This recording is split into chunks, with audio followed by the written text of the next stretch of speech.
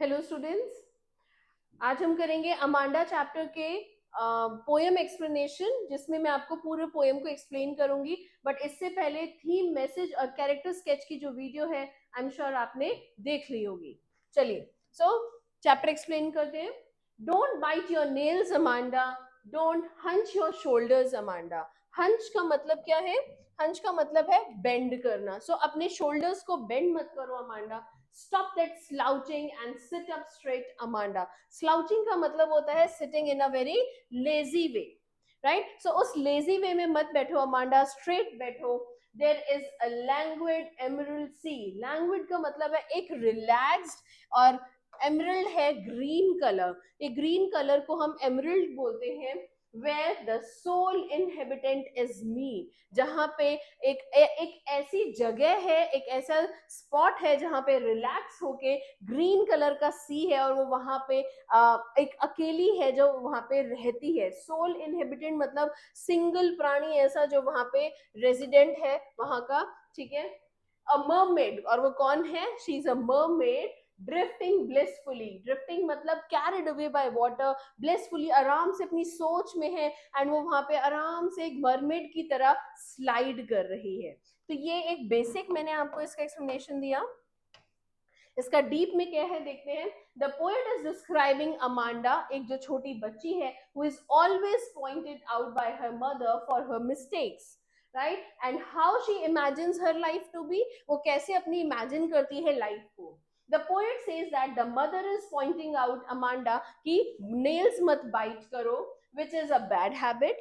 Next वो उसको बोलती है कि स्ट्रेट बैठो, अपने शोल्डर्स मत बेंड करो, ठीक है। Amanda who has habit of bending her shoulders and sitting lazily is being pointed out, और आप लेजी होके नीचे स्लाइड करके बैठे हो, वो भी उसकी मदर पॉइंट आउट कर रही है, because her mother wants her to sit in the right posture at this point of time when she is being scolded। अब इस टाइम पे जब वो उसको कंटिन्यूसली डांट पड़ रही है कि नेल्स मत बाइट करो, शोल्डर्स मत बेंड करो, स्लाउच मत करो, मतलब स्लाइड होके मत बैठो, ठीक है, लेजीली अपना पोस्चर ठीक करो, तो इन सब बातों के बाद ना वो परेशान हो जाती है।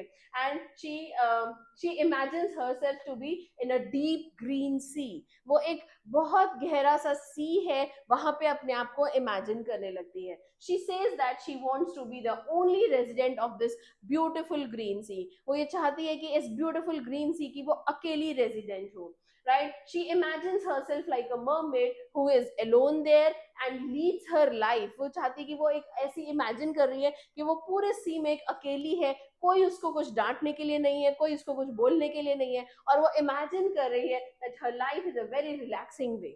She says that she wants to be carried away by the current of water and feel the relaxing environment there। वो वहां जो पानी का करंट है, यानी कि जो फ्लो है, उसको बहुत प्यार से वो फील करना चाहती है, रिलैक्स करना चाहती है, और उस एनवायरनमेंट में एंजॉय करना चाहती है, right. Did you finish your homework Amanda, did you tidy your room Amanda, I thought I told you to clean your room, clean your shoes Amanda. अब जो भी ये ब्रैकेट में दिया है, ये बाद में आपकी उसकी खुद की थिंकिंग है, इमेजिनेशन है, right. So I am an orphan. Orphan होता है जिसके पेरेंट्स नहीं होते हैं। Roaming the street, I pattern soft dust with my hushed bare feet. Hushed का मतलब है quiet and still place, right. The silence is golden, the freedom is sweet. तो अब आपको इन बातों से पता चल रहा है कि वो कितना ज्यादा अकेला रहना चाहती है, जहां पे उसे कोई भी कुछ कहे ना, right? So here the poet says that Amanda's mother is inquiring her about whether she has done her homework or not। वो पता लगाने की कोशिश कर रही है होमवर्क किया है कि नहीं, and then she asks her whether she has cleaned her room or not। Moreover, she is also reminded to clean her shoes। So here we can see that the mother is constantly asking her questions regarding her homework being done or not, or whether she had cleaned up her room and shoes or not। ठीक है, उसने अपना room clean किया कि नहीं, अपने shoes clean किए कि नहीं, ये सब वो बार बार इंक्वायर कर रही है। But on the other hand, while Amanda is listening to her mother's instructions, वो सुन तो रही है, ऐसा नहीं है कि उसको अपनी मदर्स की बातें समझ में नहीं आ रही हैं। जो mother's instruction, she imagines herself, वो क्या उसी टाइम पे इमेजिन कर रही है कि काश मैं एक ऑर्फन होती, who is roaming in the streets, जो बिना कोई चिंता के streets में घूम रही है आराम से.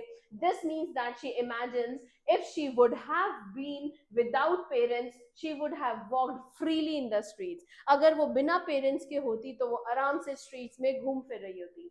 She would have drawn designs on the soft dust. उसने soft dust में designs बना रही होती with her uncovered feet very quietly.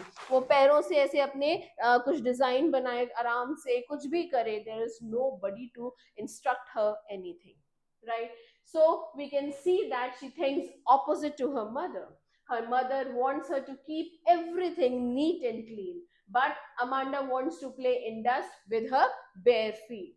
Moreover, she is so fed up of these constant instructions from her mother that she says silence is golden. Silence, चुप रहना golden है, लेकिन उससे भी ऊपर क्या है?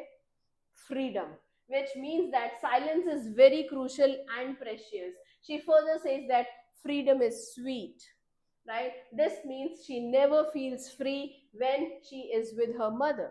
उसको freedom feel ही नहीं होता है क्योंकि और वो she yearns for freedom क्योंकि freedom is stated as sweet.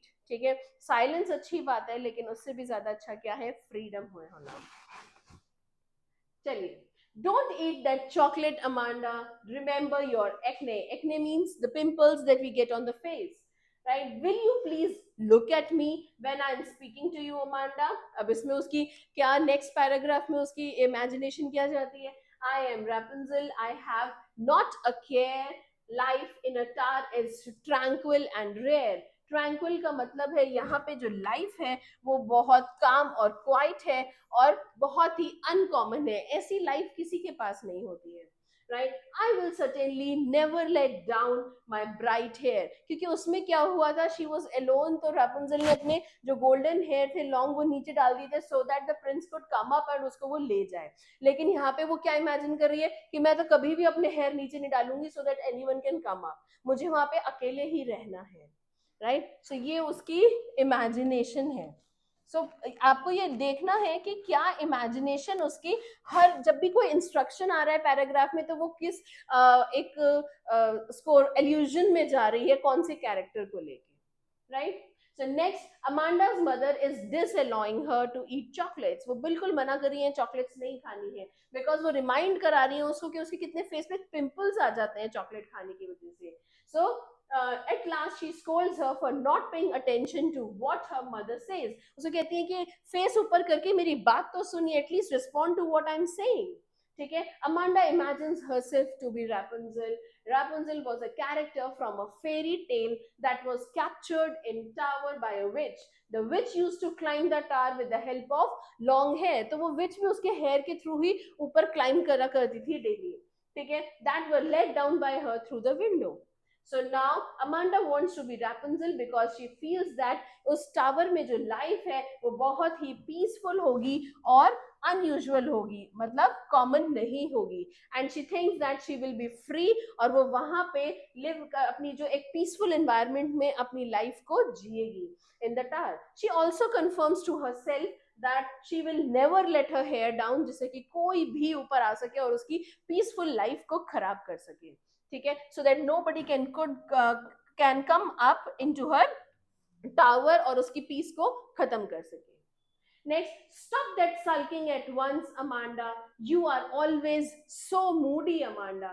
Sulking का मतलब है to be in a bad mood. Bad mood में रहना बंद करो. And you are always so moody, unstable. Anyone would think that I nagged at you, Amanda. Nagged मतलब मैं आपको हैरेस करती हूँ. कोई भी ऐसे सोचेगा, आप इतने बैड मूड में रहते हो, कोई भी सोचेगा कि मैं आपको हैरेस कर रही हूँ, परेशान कर रही हूँ. Right? So Amanda's mother now wants her for behaving in a very odd way. डांट खाने के बाद ऐसे हम गंदा सा फेस बना लेते हैं, तो उसी के ऊपर उसकी मदर उसको डांट रही है कि तुमने ऐसा फेस बना लिया, कोई सोचेगा कि मैं तुम्हें कितना परेशान करती हूँ. Right? She asks her to stop being in a bad mood. Moreover, she blames her of having such an unstable mood. She also scolds her by saying that her behavior will one day make people think that Amanda was constantly being harassed by her mother.